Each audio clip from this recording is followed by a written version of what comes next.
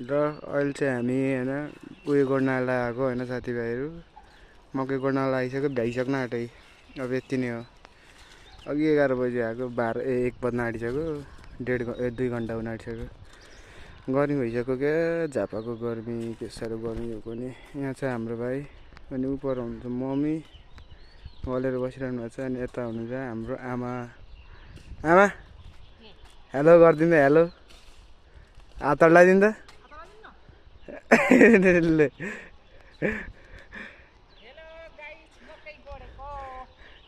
ल फेरि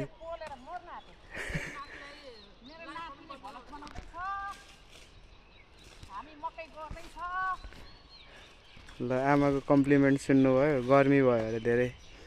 अब छिटो गरेर जाने हो आजको काम चाहिँ यति नै हो क्या अरू कामहरू छैन अनि मकै गोड्नलाई आइयो भ्याइयो अब भ्याइयो पनि सक्यो पनि अब जाने ल आजको लागि यति नै